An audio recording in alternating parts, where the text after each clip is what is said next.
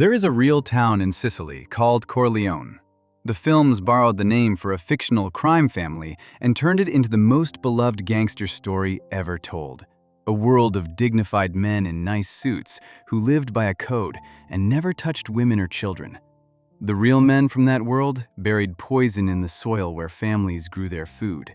They had a priest taken out on his own birthday for protecting kids. One of them held a 12-year-old boy captive for over 2 years and then erased him completely. The honorable gangster is a myth. The real ones were so much worse, and the most disturbing part is that some of them are still breathing right now. Some in cells, some walking free. One even talking openly to a camera about the lives he took. These are 10 real men who make the fictional Godfather look gentle by comparison. By the end, you will never watch those films the same way again. Section 1. Giovanni Brusca, the man who lost count. Most people picture a mafia boss as a calm man in a nice suit who keeps his hands clean and lets other people do the dirty work. Giovanni Brusca was the opposite of that picture. He did the dirty work himself, and he did so much of it that he later admitted he could no longer remember how many lives he had taken. When investigators pushed him for a real number, his answer was somewhere between 100 and 200. He genuinely did not know. Think about what kind of person has to estimate that. Brusca was born in 1957 in a small Sicilian town called San Giuseppe Giotto. He did not stumble into this world by accident. His father was already a local mafia boss, so Brusca grew up inside the organization the way other kids grow up inside a family business.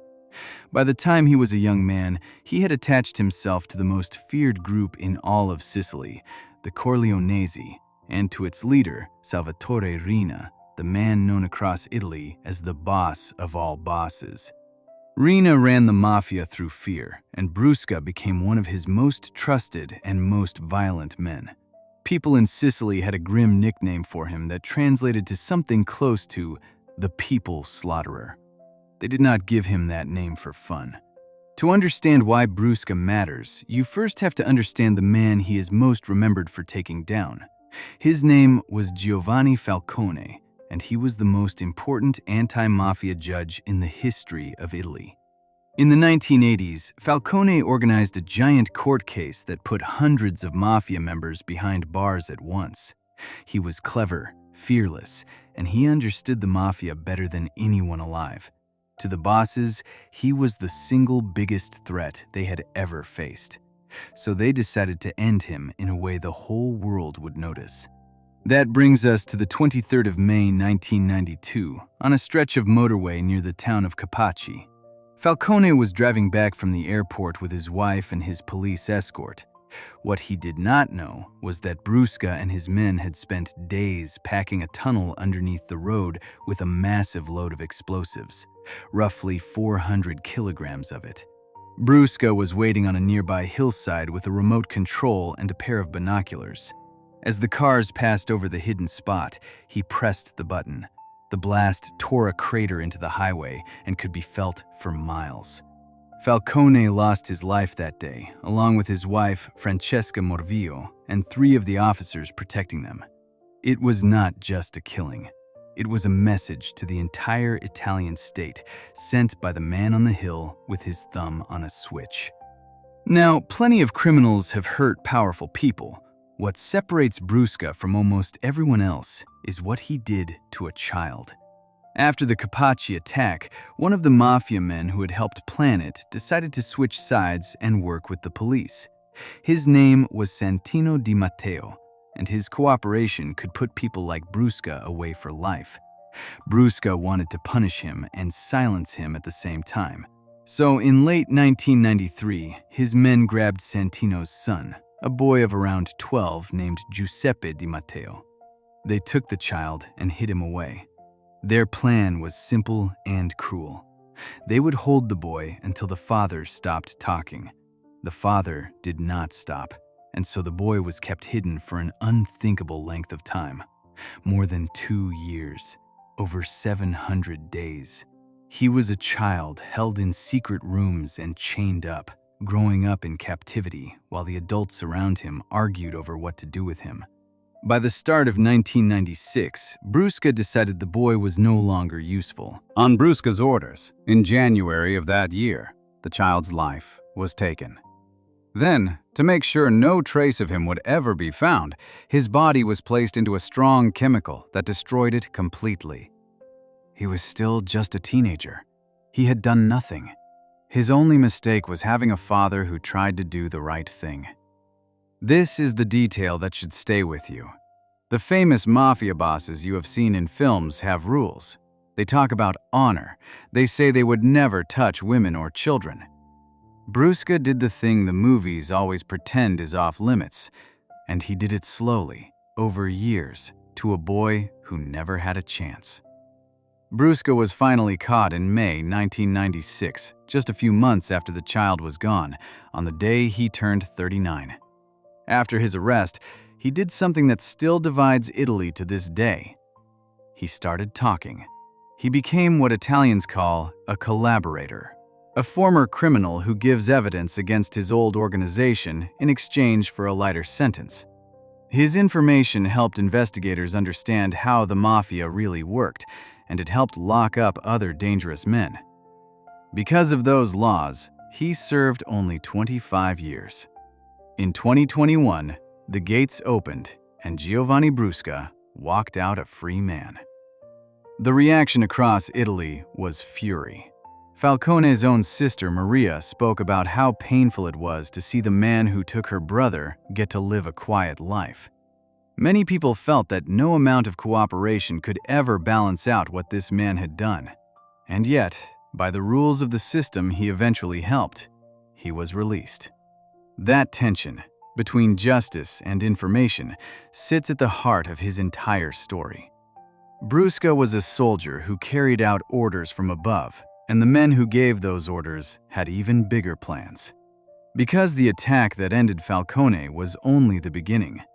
The very next year, the Mafia carried its campaign off the island of Sicily and onto the mainland, into the heart of Italy's most beautiful cities.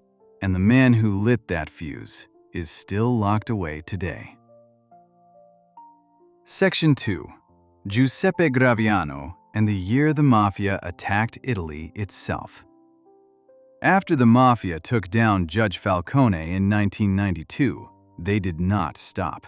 They did the opposite. They decided that if attacking the police and the judges was not enough to make the Italian state back off, then they would attack the country itself, its art, its churches, its history, the things ordinary people loved. The man at the center of that decision was Giuseppe Graviano. Graviano was born in 1963 in Brancaccio, a rough neighborhood on the edge of Palermo, the biggest city in Sicily.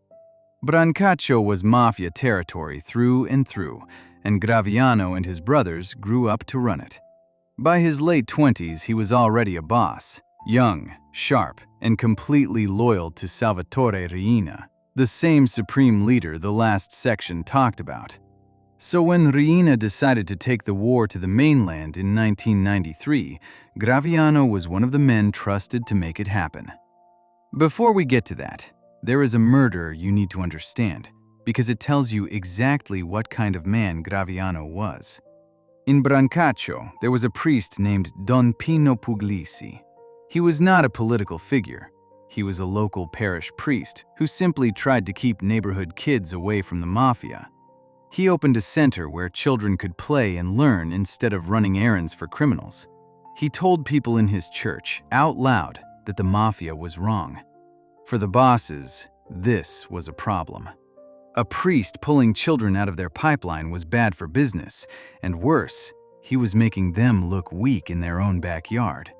So on the 15th of September 1993, on the priest's 56th birthday, a gunman walked up to Don Puglisi outside his home and ended his life. The priest's last words, according to the man who later confessed, were a calm smile and the line, "I have been expecting you." The order for that killing is tied directly to Giuseppe Graviano and his brother. They had a man of peace who was protecting children, taken out simply for getting in their way. Years later, the Catholic Church formally recognized Don Puglisi as a martyr, someone who lost his life because of his faith. Now to the main event. In 1993, the Mafia launched a bombing campaign across mainland Italy, and the targets were chosen to cause maximum shock. The idea was cold but clever. Hurt the country in places the whole world watches, and maybe the government will be too frightened to keep fighting. The most infamous attack came in Florence, one of the most beautiful cities on earth, home to priceless art that is centuries old. In the early hours of the 27th of May, 1993, a vehicle packed with explosives was parked on a narrow street called Via dei Giorgiofili, right beside the famous Uffizi Gallery. When it went off, the blast destroyed a medieval tower and damaged the gallery and its artwork. But the real horror was not the buildings. A family living nearby was killed, including both parents, their 9-year-old daughter, and their baby girl, who was only around 50 days old. A student living close by also lost his life. 5 people, 2 of them small children, gone in an instant because the Mafia wanted to send a message. The campaign did not end in Florence. 2 months later, in July 1993, bombs went off in Rome near historic churches, and in Milan, where another explosion killed 5 more people, including firefighters who had come to help. Across that single stretch of time, the Mafia had attacked the religious heart of the country in Rome, its financial capital in Milan, and its artistic soul in Florence. It was one of the darkest chapters in modern Italian history, and Giuseppe Graviano was convicted as one of the men who organized it. He was arrested in January 1994 in a restaurant in the north of Italy, sitting calmly with his brother. Since then, he has spent his life behind bars. He was found guilty of the mainland bombings and of the murder of Don Puglisi, and he received life sentences.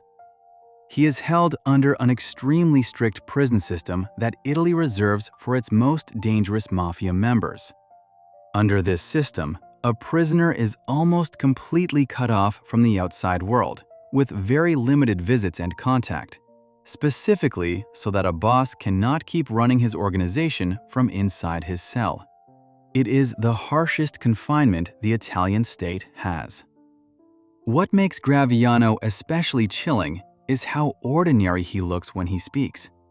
In rare recorded conversations from prison that later became public, he comes across as calm and almost businesslike, a man discussing serious matters in a flat, everyday voice. There is no monster in the way he talks. That is part of what unsettles people.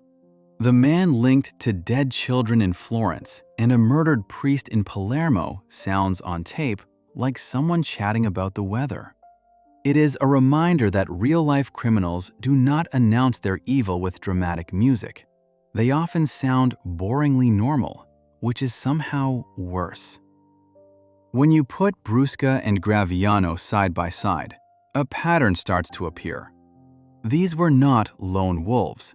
They were soldiers and commanders in a vast organization that thought it could frighten an entire nation into surrender. And for a few terrible years, it nearly worked. Before we move on, if you're enjoying this analysis, please consider subscribing. It helps the channel tremendously. But Sicily was never the only place in Italy where this kind of power took root. While the world watched the Sicilian Mafia wage its open war against the state, another group further south was quietly building something even bigger and even harder to fight. And one of its most brutal bosses ran a clan whose violence would later shock the world through television. Section 3. Francesco Schiavone and the clan that poisoned its own land. The story now moves away from Sicily and travels north to the area around Naples, in the region of Campania. The Mafia here is not called Cosa Nostra. it has its own name, the Camorra, and it works differently. Instead of one supreme boss sitting at the top, the Camorra is made up of many separate clans, often fighting each other for control of streets, towns, and money. And in the 1980s and 1990s, one clan rose above the rest in sheer ruthlessness. They were called the Casalesi, named after their hometown of Casal di Principe. The man who led them was Francesco Schiavone. He was born in 1954, and somewhere along the way, he picked up a nickname that stuck for life, Sandokan, borrowed from a fictional pirate hero in old Italian films and television.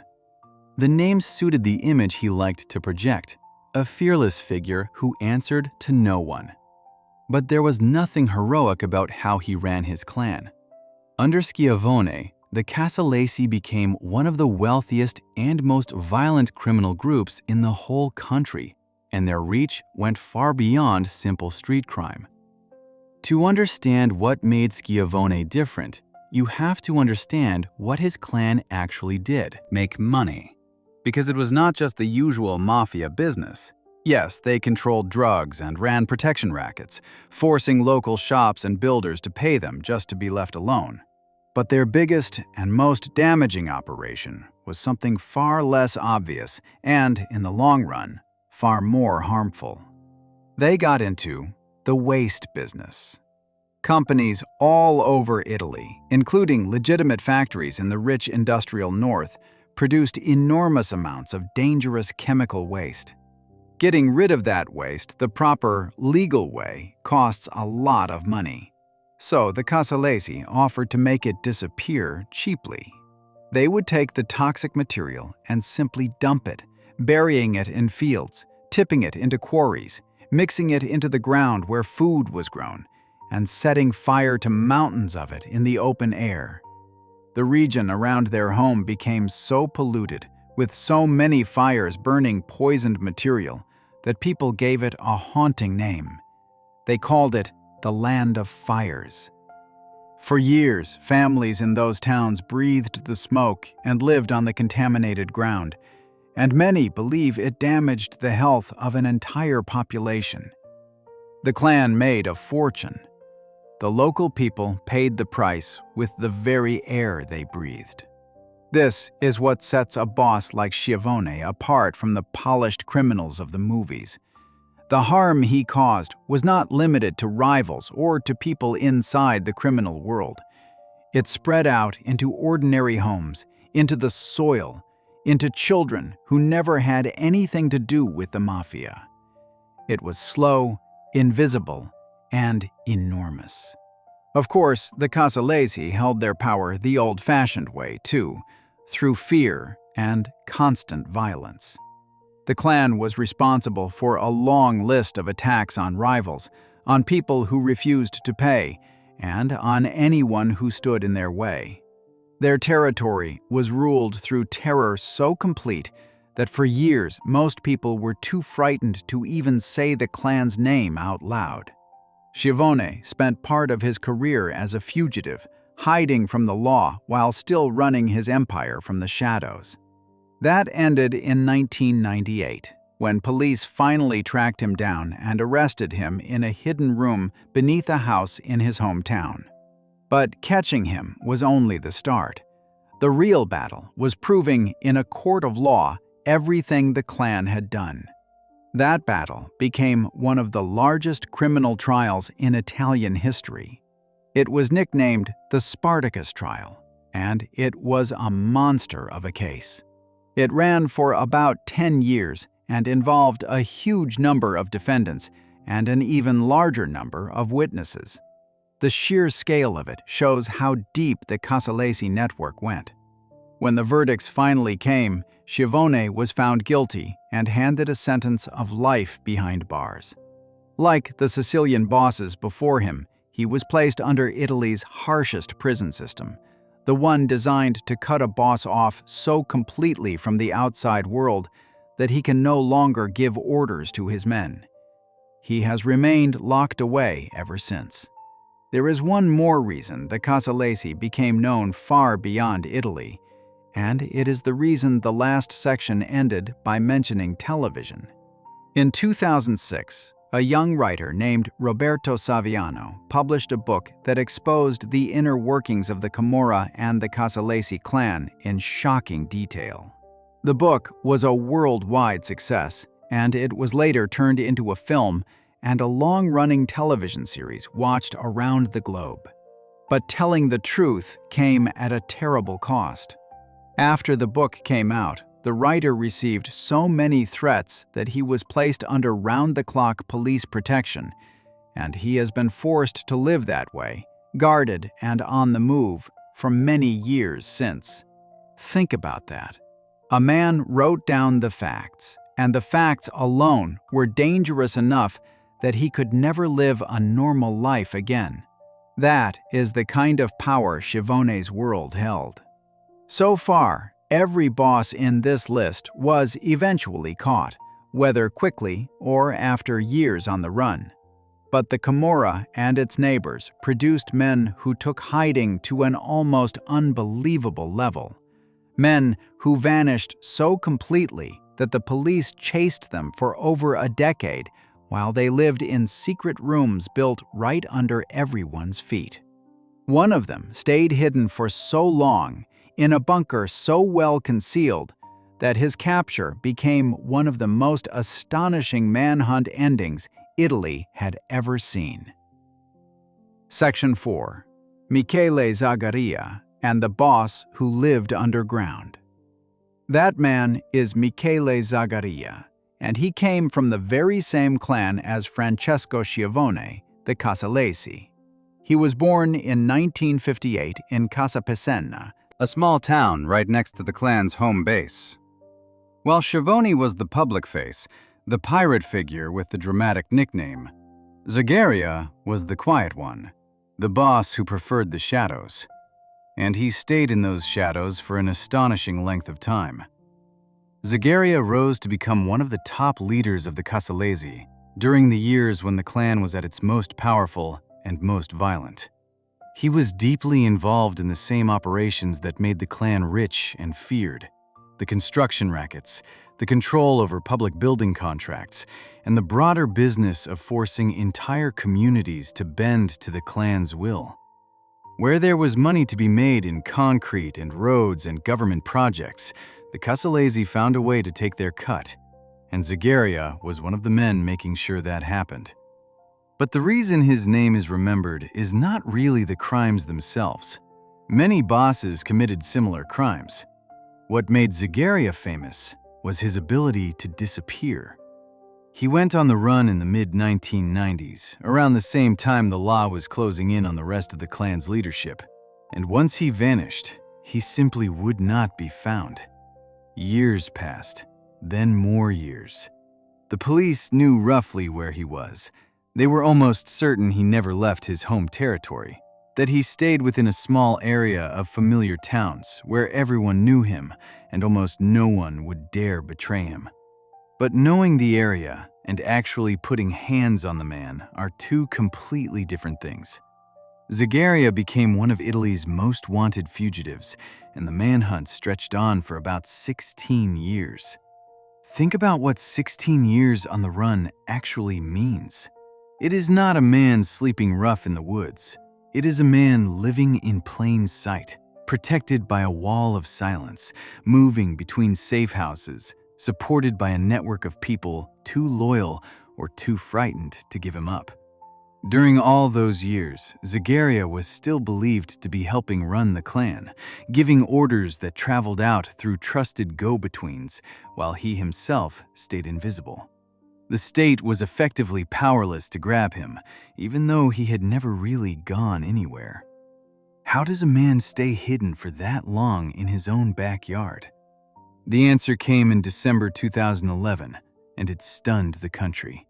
Police had been quietly investigating a house in Casapesenna, Zagaria's hometown. On the surface, it looked like a normal building, but investigators believed there was something hidden underneath it, so they began to dig. They broke through floors and walls, working their way down, until they found it. Beneath the house was a secret room, a bunker built into the ground and sealed off behind a reinforced wall. And inside that bunker was Michele Zagaria. The hideout was not some rough little hole. It was a properly built underground chamber, equipped so that a man could live down there in reasonable comfort while the world above searched for him in vain. It even had its own connections for power and air. When officers finally broke through and reached him, Zagaria reportedly accepted that the game was over, telling them, in effect, that the state had won this round. After 16 years, the most patient manhunt in modern Italian organized crime came to an end, not with a chase or a shootout, but with a man being pulled out of a hole beneath his own neighborhood. The capture was a huge moment for Italy, because Zagaria was one of the last great fugitive bosses of the Casalesi still free. With Schiavone already behind bars and now Zagaria caught, the leadership that had terrorized the region for decades was finally locked away. Like the other bosses in this list, Zagaria was already weighed down with convictions from trials held while he was on the run, including the same massive Spartacus case that brought down so much of the clan. He had been sentenced in his absence, so by the time he was caught, the punishment was waiting for him. He received life imprisonment and was placed under Italy's strictest prison regime, the same hard confinement used to keep dangerous bosses from running their organizations from inside a cell. There is something important hidden inside the Zagaria story, and it goes beyond one clever criminal. His 16 years of freedom were only possible because of the world around him. An entire community, whether out of loyalty, fear, or a mix of both, kept his secret. Shopkeepers, neighbors, builders, ordinary people who must have known or suspected, all stayed silent. That silence is its own kind of power, and it is exactly what these clans depend on. A boss can only vanish into a town if the town agrees not to see him. The bunker under the house was made of concrete, but the real thing protecting Zagaria was that wall of silence above it. This is also what separates these Italian groups from the tidy criminal families people imagine from films. Their strength was never just guns and money. It was their grip on whole regions, their ability to make populations look the other way for years at a time. That grip is what made them so hard to break. Before we move on, if you're enjoying this analysis, please consider subscribing. It helps the channel tremendously. So far, this list has stayed inside Italy, moving from the Sicilian Mafia to the Camorra around Naples. But there is a third great criminal power in Italy, one that for a long time was the least talked about, and yet quietly grew into something many experts now consider the most powerful and richest of them all, with tentacles reaching across the entire world. And one of its bosses sat at the very top of that hidden empire. Section 5. Pasquale Condello and the Hidden Empire of the South. The third great criminal power in Italy comes from the very bottom tip of the country, the region of Calabria, the toe of the boot if you picture Italy as a long leg stretching into the sea. The Mafia here has its own name too, the 'Ndrangheta, and for a long time, it was the one almost nobody talked about. While the Sicilian Mafia made headlines with its bombings, and the Camorra became famous through books and films, the 'Ndrangheta did something smarter. It stayed quiet. It avoided the spotlight. And while everyone was looking the other way, it grew into what many experts now believe is the richest and most powerful criminal organization, not just in Italy, but in all of Europe. One of the men who sat near the very top of that hidden empire was Pasquale Condello. He was born in 1950 in Reggio Calabria, the largest city in the region and a long-standing stronghold of the 'Ndrangheta. Condello earned a nickname over his career that tells you exactly how his rivals and the public saw him. They called him Il Supremo, which simply means the Supreme One. You do not get a name like that for being a minor player. He climbed to become one of the most influential bosses in the entire organization, a man whose word carried weight across Calabria and beyond. To understand why Condello matters, you first have to understand what makes the 'Ndrangheta so dangerous, because it is built differently from the other groups in this list. Its great strength is family. The organization is made up of tightly knit family clans, and membership is often passed down by blood. This matters more than it might sound. The Sicilian Mafia was eventually weakened because many of its members agreed to cooperate with the police and testify against their bosses. The 'Ndrangheta is far harder to crack because asking a member to betray the organization often means asking him to betray his own father, brothers, and cousins. Blood loyalty is much stronger than loyalty to a job, and that is exactly why this group has been so difficult to defeat. That family structure also fueled some of the most brutal violence Italy has ever seen. Because the clans are families, their wars are not just business disputes. They are blood feuds, passed down through generations, where one killing demands revenge, which demands another killing, on and on for years.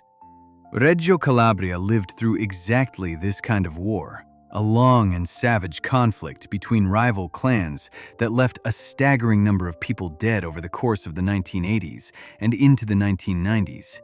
Hundreds of lives were lost in that single regional war. Pasquale Condello was a central figure in that world, a leader during the years when the streets of his home city ran with the consequences of these feuds. Beyond the killings, Condello and his organization were involved in the business that truly made the 'Ndrangheta a global power, the international drug trade. Over the decades, the 'Ndrangheta built itself into one of the main gateways for cocaine entering Europe, working directly with suppliers across the ocean in South America. The scale of this is hard to imagine. Enormous quantities of product moving through Calabrian ports and connections, generating sums of money so vast that the organization's yearly income has been estimated to rival that of major international companies. That money did not stay in Calabria.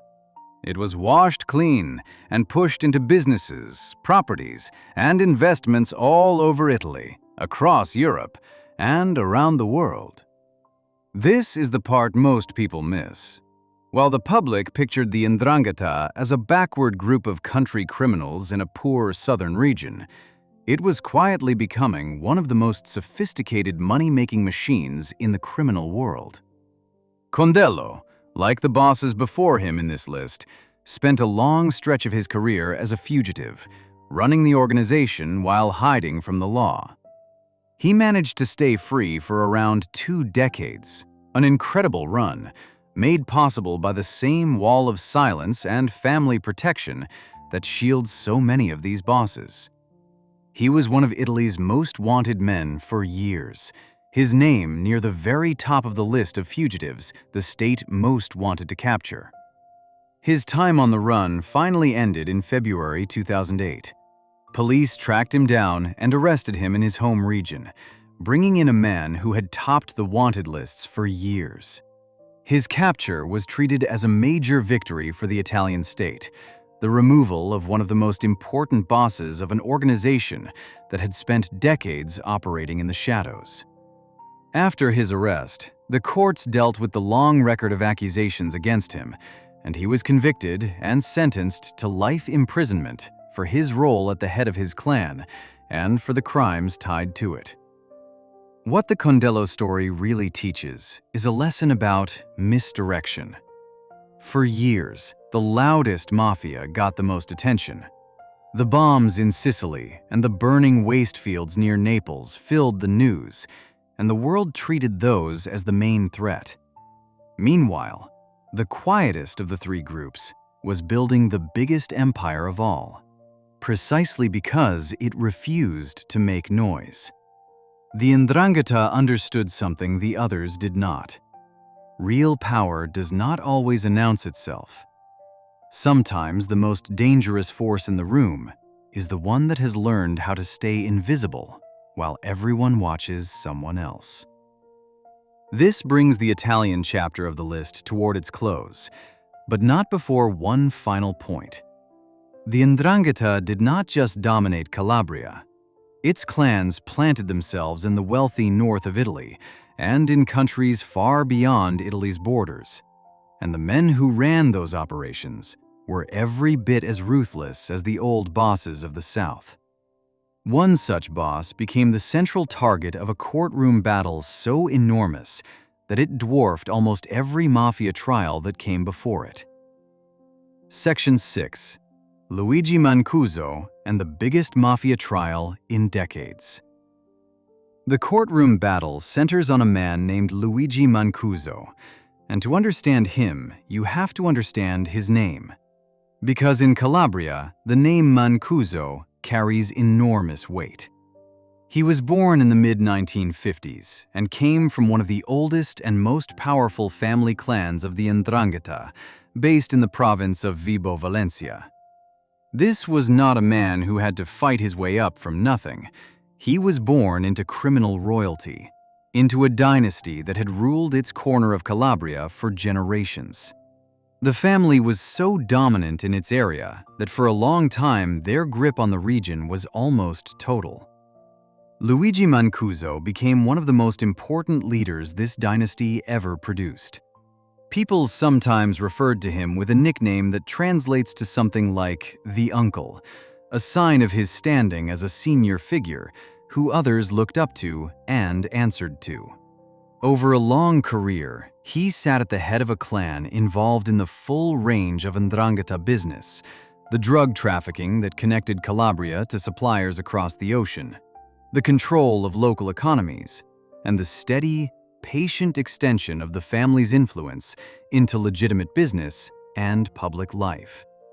What makes Mancuso especially interesting is the way his story shows how the modern 'Ndrangheta really operates. The old image of a mafia boss is a man surrounded by gunmen, ruling through open violence. That image is not wrong, but it is incomplete. The most successful modern bosses learned that the real prize is not fear on the street. It is control over money and over the institutions that move money. Mancuso's clan was accused of weaving itself into the fabric of normal life, reaching into businesses, into local government, and into the professional world of lawyers, accountants, and officials. This is the quiet face of the organization, the version that does not make noise, but slowly takes over everything Around it. A clan that controls the drugs and the construction and the local politics does not need to fire a shot to get what it wants. It simply owns the room. Mancuso spent significant portions of his life behind bars across the decades, arrested, convicted, released, and pursued again, in a long cat-and-mouse history with the Italian state. He was also, at various points, a target of international attention because the reach of his family extended well beyond Calabria and even beyond Italy. But the chapter of his story that earns him a place on this list and that fulfills the promise from the last section is the enormous trial built specifically to bring down his entire network. That trial was given the name Rinascita Scott, and when it opened, it was described as the largest mafia trial Italy had seen in decades. A case so big, it brought back memories of the famous giant trials against the Sicilian mafia years earlier. The numbers behind it are almost hard to take in. Hundreds of defendants were put on trial at once. To hold a case of that size, the authorities had to build a special courtroom, an enormous, fortified hall converted from an industrial building, designed to safely contain a proceeding involving so many accused men, lawyers, and witnesses at the same time. The investigation that fed the trial had taken years of patient work, with investigators gathering mountains of evidence to map out exactly how the Mancuso network and its allies operated. What set this trial apart was not just its size, but who agreed to talk. For an organization built on blood loyalty and silence, the most damaging thing that can happen is for insiders to break ranks. In this case, a number of former members and associates chose to cooperate with investigators, providing information from the inside. Given how rare and dangerous it is to betray the Ndrangheta, where turning against the clan can mean turning against your own family, every insider who spoke represented a serious crack in the wall of silence that had protected these clans for so long. The trial was aimed at the very heart of Mancuso's world, treating him as a central figure, the senior boss whose influence sat behind the whole structure. Cases of this scale do not end quickly. They move through layers of judgment, with verdicts handed down and then tested again on appeal, a process that can stretch on for years as the courts work through hundreds of individual cases one by one. Because the legal process around such a massive trial continues to evolve through these stages of appeal, the safest and most honest thing to say is that Mancuso has faced serious convictions and lengthy imprisonment as a result of the case against him, and that the full legal reckoning for a network of this size is the kind of thing that plays out over a very long time. The real significance of the Rinascita Scott trial goes beyond one man. For decades, the Ndrangheta thrived precisely because it was underestimated and because almost no one on the inside would ever talk. A trial of this scale, with this many defendants and this many insiders cooperating, sent a message that the wall was no longer unbreakable. The organization that had built the biggest hidden empire by staying quiet was finally being dragged in enormous numbers into the loudest possible place, a courtroom built specifically to contain it. Whether that truly breaks the Ndrangheta is a question only the coming years can answer, because an organization this rich and this deeply rooted does not vanish because of a single trial. Before we move on, if you're enjoying this analysis, please consider subscribing. It helps the channel tremendously. The list now leaves Italy behind. Every boss covered so far operated inside a world of ancient family clans and regional strongholds. But organized crime is not an Italian invention, and some of the most feared bosses of the modern age built their power on the other side of the ocean, in the streets of American cities, in a criminal world that the films have made famous, but rarely shown honestly. One man from that world confessed to a string of killings that would make most of these Italian bosses pause, and then he did something almost no one expected. Section 7. Salvatore Gravano, the man who brought down a kingdom. The list now crosses the ocean to America, and to a man whose story is so strange that if you saw it in a film, you would not believe it. His name is Salvatore Gravano, though almost everyone knows him by his nickname, Sammy the Bull. He was born in 1945 in Brooklyn, New York, and he rose to become the second in command of the most famous criminal family in America, the Gambino family. And then he did the one thing that world considered the ultimate betrayal. He turned around and helped destroy the very boss he served. To understand why Gravano matters, you have to start with a number, because it is the number that puts him on this list. Over the course of his criminal life, Gravano admitted to involvement in 19 killings. 19. He confessed to this himself, out loud, in front of a court. Sit with that for a moment. Most of the Italian bosses on this list gave the orders from a safe distance and let others do the work. Gravano was a hands-on man for much of his career, directly involved in a long series of killings as he climbed the ladder of the New York underworld. By his own account, this was simply how the business worked, and he was very good at the business. His rise is tied to one of the most famous names in American crime, John Gotti. In the 1980s, the Gambino family was led by an old-style boss, but Gotti wanted the top spot for himself. In December 1985, the sitting boss was taken out in a bold attack on a busy New York street outside a steakhouse, in full view of the public during the Christmas season. Gotti was behind that move, and Gravano was right there with him as a key part of the plan. With the old boss gone, Gotti took control of the family, and Gravano rose with him to become the underboss, the number 2 man in the entire organization. Gotti became a celebrity, which was unusual and dangerous for a man in his position. The press loved him. He wore expensive suits, smiled for the cameras, and beat several court cases, which earned him a famous nickname suggesting he could never be convicted. Behind that public boss stood Gravano, the quiet operator who actually helped run things. For a few years, the two of them sat at the very top of the American Mafia, seemingly untouchable. But the law was patient, and it had been listening. Investigators had managed to record secret conversations, and on those tapes, Gotti was caught talking in ways that were deeply damaging, including talking about Gravano himself in a manner that suggested he might be willing to sacrifice his underboss to save his own skin. When Gravano heard those recordings after the two of them were arrested together, something shifted.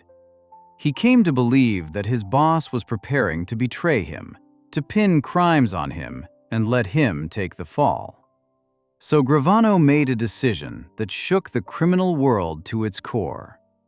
In 1991, the underboss of the Gambino family agreed to cooperate with the government and testify against John Gotti. This had almost never happened at such a high level. A man at the number 2 position of a major crime family, walking into court and telling everything he knew.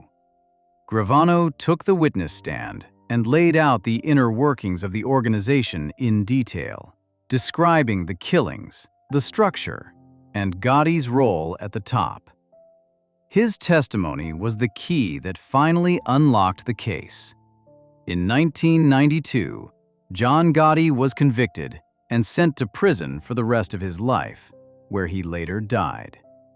The most famous mafia boss in America was brought down not by a gun, but by the words of the man who had stood beside him. In exchange for his cooperation, and despite admitting to 19 killings, Gravano received a remarkably light sentence and was eventually released. Think about how strange that is. A man directly tied to 19 deaths walked free in a matter of years because the information inside his head was worth more to the government than locking him away. It is the same hard bargain seen with some of the Italian bosses, the uncomfortable trade where the state lets a very dangerous man off lightly in order to catch someone it considers even more important, or to break open an entire organization. But the story does not end there, and this is what makes Gravano almost unique. After his release and a fresh start under a new identity in Arizona, he did not quietly disappear into a peaceful life. Instead, he got involved in running a large drug operation, this time dealing in the party drug ecstasy. He was caught again, convicted again, and sent back behind bars for a long stretch of years. The man who had brought down the King of New York could not, it seemed, leave the criminal life behind even when handed a clean slate. In recent years, after serving that second sentence, Gravano has been released once more and has done something none of the bosses before him on this list have done. He has gone public. He now appears openly, telling his own story on the internet, running his own channel, and giving interviews, talking freely about a life that included those 19 confessed killings. A man who was once one of the most feared figures in the American underworld now sits in front of a camera, an old man calmly recounting his crimes to anyone who wants to listen. There is something deeply unsettling about it, this open, comfortable retelling of a violent past, as though it were simply an interesting story.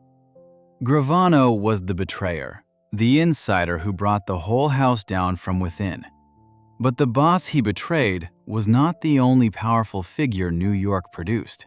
and the family wars of that city did not end when Gotti went away. Another man rose to lead a different New York crime family, a boss whose reputation for violence was so severe that even from inside prison, he was accused of ordering a killing, an act so bold it stunned the authorities who thought they had already contained him. Section 8. Vincent Basciano and the order given from behind bars. The boss is Vincent Basciano, a man whose nickname tells you a great deal about the image he liked to project. He was called Vinny Gorgeous, a name he reportedly picked up from a hair salon he once owned. He was a sharp dresser, a flashy figure who enjoyed looking the part of the successful gangster. He was born in 1959 in New York, and he rose through the ranks of one of the city's 5 major crime families, the Bonanno family. For a time, he sat at the very top of it as its boss. But behind the polished, well-groomed appearance was a man with a reputation for cold violence, and his story contains one of the most shocking details in this entire list. To understand Basciano, you have to understand the moment he rose to power. By the early 2000s, the Bonanno family was in deep trouble. Its previous boss had been arrested, and worse, that boss had made the almost unthinkable decision to cooperate with the government, becoming the first official boss of a major New York family to break the code of silence and turn against his own organization. This left the family in chaos and weakened, and into that gap stepped Basciano, taking on a leadership role at a time when the organization was crumbling and law enforcement was circling. Basciano was tied to serious violence as part of his climb and his time in power. He was convicted in connection with killings linked to the family's internal struggles and its criminal business, the kind of brutal housekeeping that these organizations use to settle scores, remove threats, and keep everyone in line through fear. On top of the violence, he was involved in the usual range of mafia money-making, including illegal gambling operations. By the time the law caught up with him, Basciano was facing the prospect of spending the rest of his life behind bars. But here is the detail that sets Basciano apart and shows just how dangerous he was. It is one thing to be a violent boss on the street, where you have freedom and resources. It is another thing entirely to remain a deadly threat after you have already been locked up. And that is exactly what Basciano was accused of. While he was already in custody, facing serious charges, Basciano was accused of plotting to have someone killed from inside the system. The target was reportedly a government official connected to the case against him, a prosecutor. According to the accusations, even while caged and under the full attention of the authorities, Basciano was still trying to reach out and arrange a killing, attempting to strike at the very people responsible for prosecuting him. This is almost hard to believe. Most men in that position are focused entirely on saving themselves, on fighting the charges or cutting a deal. Basciano, by these accounts, was thinking about revenge and about removing the people who threatened him even when he had almost no power left to do so. There is an even darker twist tied to his time in custody. Basciano was accused of writing a list, and that list reportedly contained the names of people he wanted dealt with, including individuals connected to the law and to those who had turned against the family. The existence of such a list, drawn up by a man already behind bars, painted a picture of someone who simply would not stop. A boss whose instinct for violence did not switch off just because the cell door had closed behind him. To the authorities, this made him exceptionally dangerous, the kind of man who could not be allowed any room to operate at all. All of this fed into how seriously the courts treated him. Basciano was convicted of murder and of running a criminal enterprise, and he was sentenced to life in prison. Given everything that had been said about his conduct, even while in custody, he ended up held under extremely tight conditions, in the kind of high-security confinement reserved for prisoners considered a continuing danger to others. The system had decided that a man like this needed to be cut off as completely as possible, because he had already shown a willingness to reach out and cause harm from inside. What the Basciano story reveals is something important about these men and the difference between the polished movie version of the Mafia and the real thing. In the films, the boss is often a figure of strange dignity, a man with rules and limits, someone who would step back once the game was clearly lost. The real Basciano, by the accounts against him, had no such off-switch. Cornered, caged, and facing the end of his freedom, his response was not acceptance, but more plotting, more attempts to strike back, more names on a list. That is not the behavior of a tragic, honorable figure. It is the behavior of someone for whom violence had become the only language left. It also shows how far the American Mafia had fallen from the disciplined, secretive organization it once pretended to be. By Basciano's era, bosses were being betrayed by their own predecessors, families were riddled with informants, and leaders were being convicted partly on the words of men they had once trusted completely. The old code of silence, the thing that had protected these organizations for generations, was breaking down. Basciano rose during that collapse, and his desperate, violent response to being caught is in many ways a portrait of an entire criminal world in decline. Before we move on, if you're enjoying this analysis, please consider subscribing. It helps the channel tremendously. So far, every figure on this list has belonged to a clearly defined organization, whether an Italian clan rooted in a specific region or an American crime family with a known name and structure. But some of the most powerful criminal figures of the modern age do not fit neatly into any of those boxes. The next man operated on a truly global scale, accused of crimes so vast and so complex that he earned a place on one of the most famous wanted lists in the world, all while living openly in a country that simply refused to hand him over. Section 9. Semyon Mogilevich, the brain of the global underworld. Before this section begins, one thing needs to be made completely clear, because it matters for honesty. Every other man on this list has been convicted in a court of law, found guilty of serious crimes after a proper trial. The man in this section is different. Semyon Mogilevich has been accused of enormous crimes by powerful governments, and he spent years on one of the most famous wanted lists in the world. But he has not been convicted in a Western court of the things he is accused of. So everything described here should be understood as accusation and allegation, the case that investigators built against him, not proven fact decided by a jury. That distinction is important, and it will be respected throughout. With that said, the picture painted of Semyon Mogilevich by law enforcement is extraordinary. He was born in 1946 in Kyiv, in what was then part of the Soviet Union. He was not a street brawler or a neighborhood enforcer who climbed the ranks through violence. He was, by all accounts, brilliant. He reportedly earned a university degree in economics, and that detail is the key to understanding everything about him.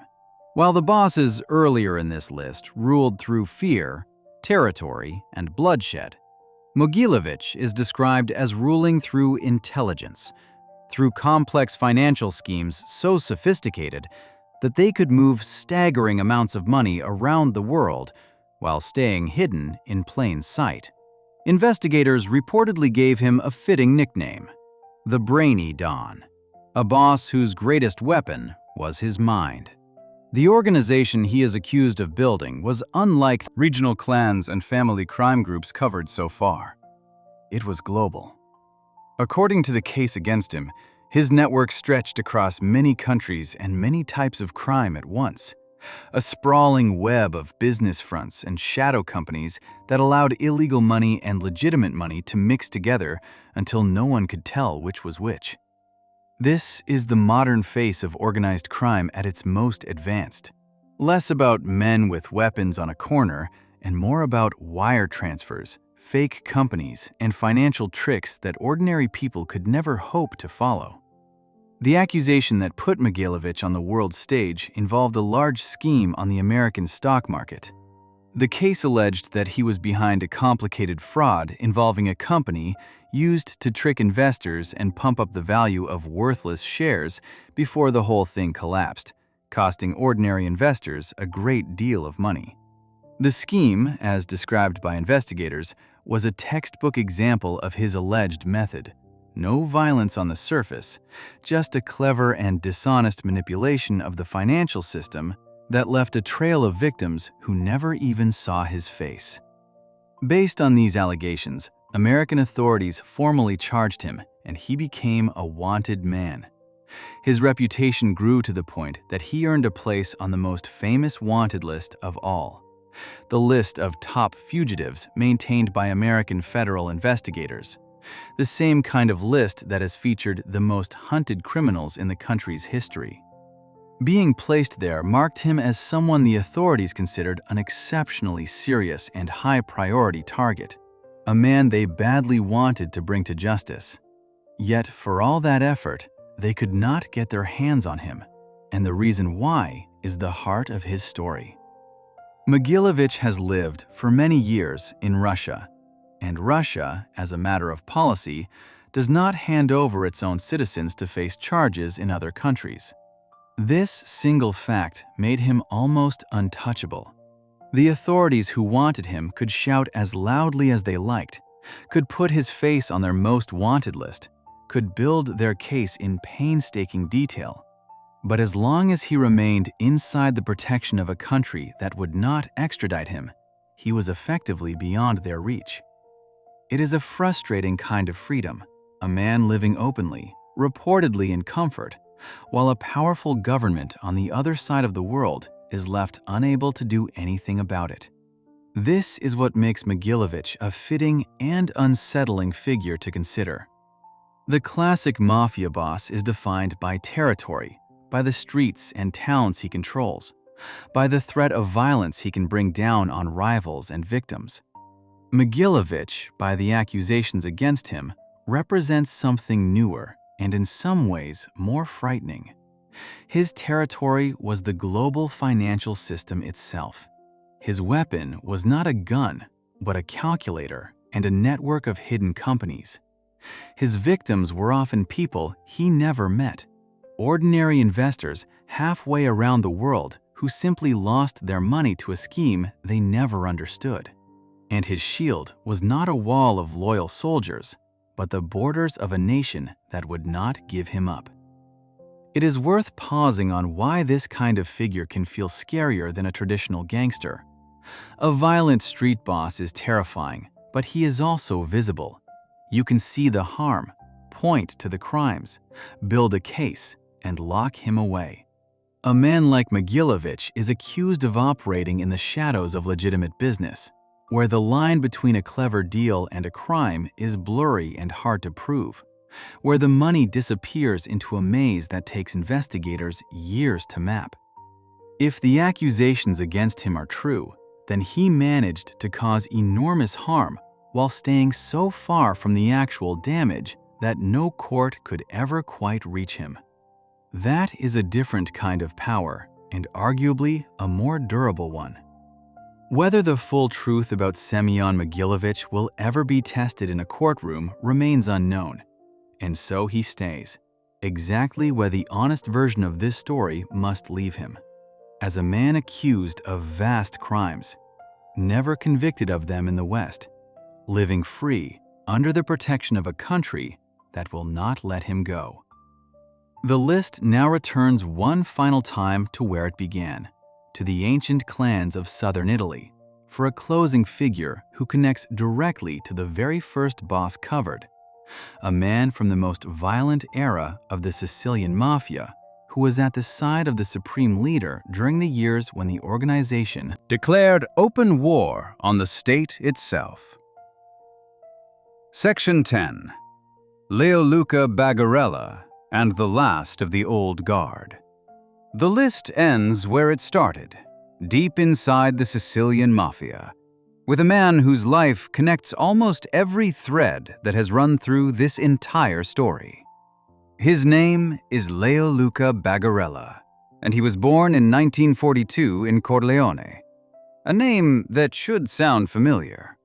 Corleone is a real town in Sicily, and it is the same name the famous films borrowed for their fictional crime family. But the real Corleone produced something far more dangerous than any movie. A group of men so ruthless that they took over the entire Sicilian Mafia through sheer violence. And Bagarella was one of them. To understand his importance, you have to understand his connections. Because in the Mafia, blood and marriage are everything. Bagarella was the brother-in-law of Salvatore Rina, the supreme leader who has appeared again and again throughout this list. The boss of all bosses who ran the Sicilian Mafia during its most violent years. Bagarella was not just a follower. He was family, tied directly to the very top by marriage. And he served as one of Rina's most trusted and most feared enforcers. When the leadership wanted something brutal done, Bagarella was one of the men they turned to. He is, in many ways, the last major surviving figure from that inner circle, a living link to the era when the Mafia tried to bring an entire country to its knees. Bagarella belonged to the generation that fought and won a savage internal war within the Sicilian Mafia. Before the men from Corleone took over, the organization was a collection of competing groups. The Corleonesi changed that through a campaign of killings so extensive that they wiped out their rivals and seized total control. Bagarella was an active participant in that rise to power, part of the wave of violence that left the Corleone faction sitting at the top of the entire Sicilian underworld. The number of lives lost in that long campaign of dominance was enormous, and the men who carried it out, Bagarella among them, were responsible for turning the Mafia into a far more centralized and far more deadly machine than it had ever been before. He was also there for the darkest chapter, the open war against the Italian state. When the Mafia decided to strike back at the judges, prosecutors, and officials who threatened it, Bagarella was among the senior figures involved in that strategy of terror. This was the same campaign that led to the killing of Judge Falcone, described in the very first section of this list, and to the wave of attacks that followed. Bagarella sat inside the leadership during those years, part of the small group of men who made the decisions that shook Italy to its foundations. He carries direct responsibility for multiple killings, the kind of long and bloody record that defined the most extreme period in the organization's history. There is a deeply human and tragic detail buried in Bagarella's story, one that reveals something about the strange contradictions inside these men. For all the death he is responsible for, Bagarella experienced a profound personal loss of his own. His wife, whom he was reportedly devoted to, died during the years he was on the run, and her death apparently affected him deeply.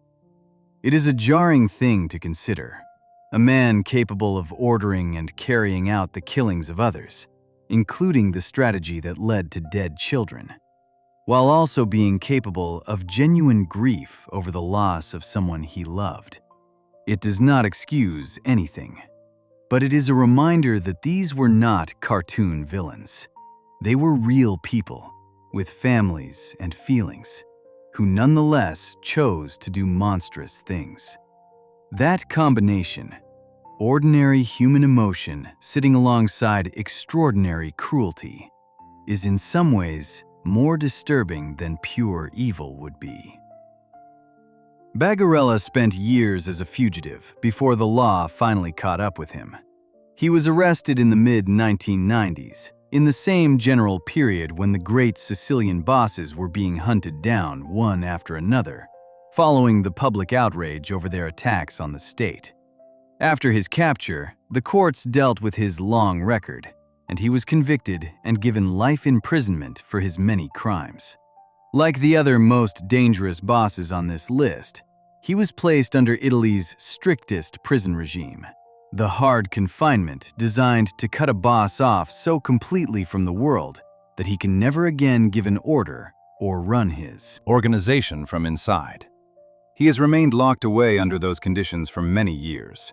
Bagarella is, in a real sense, a relic of a vanished era. The kind of mafia he represented, openly waging war on the state, killing judges, setting off explosives in famous cities, ultimately failed. That strategy of terror provoked such fury from the Italian public and such a determined response from the authorities that it backfired completely, leading to the capture of nearly the entire leadership. The bosses who came after, in groups like the 'Ndrangheta, learned the lesson and chose silence and business over noise and bloodshed. Bagarella is what remains of the loud era, an old man in a cell, one of the last living members of the inner circle that gambled everything on terror and lost. And that is the thread that ties this whole list together.